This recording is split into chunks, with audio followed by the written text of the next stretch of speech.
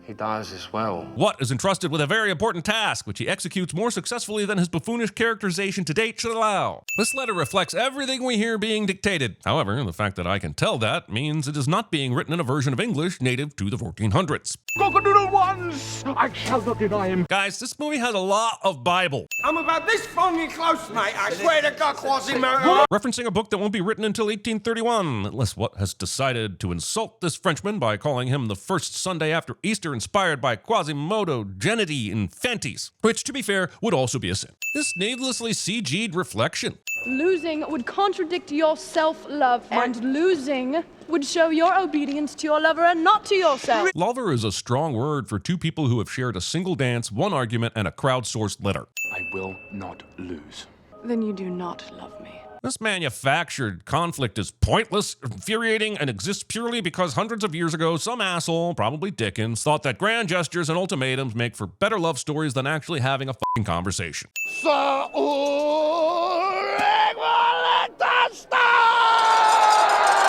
Has anyone checked in on Paul Bettany's vocal cords? What are you doing? Losing. So here's the other rub. While William losing will prove he loves Jocelyn by her arbitrary parameters of love, it will also cost his team their entire earnings. This isn't just about love, this is about getting them home too. They're being far too chill about this. I don't understand. Neither do I. The hell you don't. You understand it's gonna get you laid. William should run for the f***ing hills. She is taking joy out of seeing him get the shit kicked out of him. And this is long before 50 Shades sent that kink mainstream. Also, since there's betting involved, shouldn't obviously throwing matches like this get him thrown in a dungeon somewhere? I'm gonna lose everything. That's why it's called gambling. Actually, I can't find a single source that says the word gambling existed before the 1700s, so you shouldn't have a f***ing clue why they call it that. No one knight has distanced himself with victories yet. If you win all your remaining matches and some of your opponents take key losses, who knows? You could make the semis, even the finals. Somehow, despite being in a tournament and losing most of the day, he still has a chance of winning the entire thing? This is clearly a case of having your joust and eating it too. She says that if you love her, you will not lose another match. She says that if you love her, you will win this tournament. Run away as fast as you can, William! Marry Watt and run! That's another horse he's owed. What's that? 4 extra horses? Next time they ride to a tournament, everyone had better be on a goddamn horse. I don't know how it happened, but I do know that this shit is worth a sick amount of points in Tony Hawk's Pro Skater. It's all I can do for you, son. This way I can blame the knight if you grow up to be an asshole while also sparing myself the financial and emotional burden of raising a human. Peace out, kid. Now go, change your stars and live a better life than I have. Waiting 90 minutes to introduce the actual heart of the movie and spending that time pretending it was about the person who was turned on by near-death experiences. Also, remember how their whole family motto about changing their stars came from a random guy in the stocks? It's like taking career advice from a fortune cookie or astrology. I won't know the way back home. Don't be foolish, William. You just follow your feet. This might sound profound in a movie, but it is a shitty thing to tell your 9-year-old son as you sail away into the dark, leaving him with a f***ing stranger. Oh, come on, people. How hard would it have been to just lower this flag so that it covered the entire transition from random crowd kid to young William? Ah, sudden insidious demon. You speak of Jocelyn like she is a target. Isn't she? No, she is the arrow. Whatever the f that means. Target or arrow makes no difference. I will have her. Why stop there? Why not claim to want William Squires and Blacksmith and all of the horses he's won? At least we know the horses existed! But on a horse, with a lance, that man is unbeatable. That man is brand f***ing new to the tournament scene, is not a knight, and has no formal training. He should not be unbeatable. Someone there? I've never been blind, but if I were and I lived in the 1400s, you can bet your ass that I would set up a series of ropes and maybe even some bells that would alert me to anyone snooping around my place. Heck, I might even be tempted to home alone that shit. This is as touching of a reunion between a son and the man who sold him into servitude as I have ever seen. I don't understand why Adamar would have a coterie of spies willing to help him in this random slum. Also, I'm not sure how incriminating this even is, or how Adamar figured out this was his dad. It's obvious he started off as a poor country knight, and now he's fixing some guy's roof because he isn't a dick like you. Seems legit to me. I'm a knight, and I will put myself to the hazard. Look, I can call myself an astronaut all day long, but I can guarantee you that the vacuum of space will not a single giveth. Pride is the only thing they can't take from me. They can take it from you, they can and they will. But love they cannot take. Why the can they take his pride but not his love? Is love somehow less of a metaphysical concept than pride? If he's dead, he's dead. Ah, sudden live action Farquaad. He that strives to touch a star oft stumbles at a simple straw. How could he know anything about William's family motto to change their stars? Did he talk to the stocks guy too?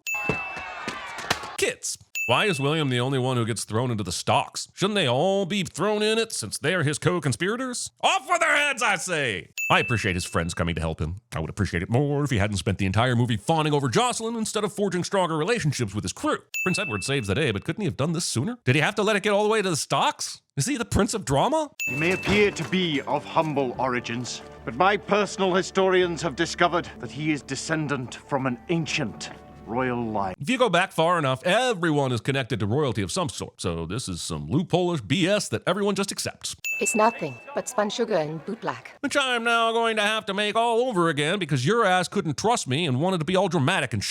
Also, exposing your treachery in the middle of a packed stadium. Also the second, queen of the nitpicks. Why did he have those on the ready if he was going to get Will disqualified? Was he going to use it on anyone? That's pretty shitty of him. I support him being villainous to the main character, but to anyone else, that's just wrong.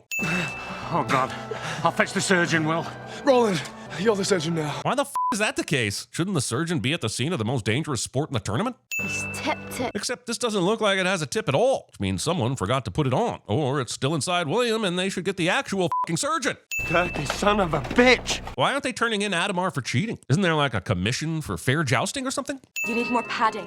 No, leave it off. Fucking what now? Leave it off! I'm sorry, but raw dogging a joust against your arch nemesis sounds like the dumbest of ideas that should literally and figuratively get you dead. Well, lash it to me arm. I don't know how tying something to your arm that you can't lift will help you lift it. Chaucer is allowed to rush up to the prince without a single person stopping him. It's hilarious to me that most of the people here probably shouldn't have a fucking clue why that's a big deal, who the Thatchers are, or where the Ulrich went. Dramatic eye fucking before showdown cliche. If you look closely, you can see that there's no blood spot on his undershirt as he rides. It appears to be as absent as all the fucking horses he should now have.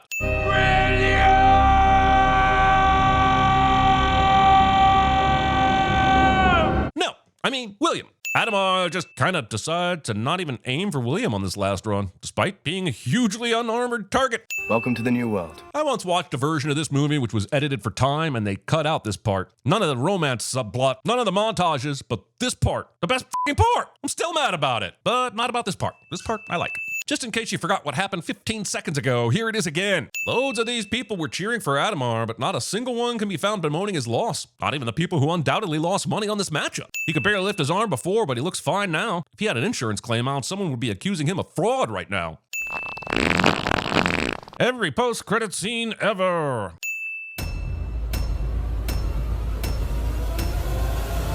Yeah, well, you know, that's just like your opinion, man. He's dead. What do you mean dead? It's a stiff bereft of life. It rests in peace. I've been sitting here for days. Start the damn joust before I piss myself. I'm a leaf on the wind. Watch out. Ulrich von Liechtenstein from Gelderland. Where did you learn your trade, you stupid fucking you idiot? Whoever told you that you could work with men? Open her eyes. Concentrate. Sir Ulrich, why don't you show us all a dance of your country? You ever dance with the devil in the pale moonlight? Do you at least have the courage to test it? I'm Johnny Knoxville. Welcome to Jackass. I summon the very fact that I am a man! You're finally awake.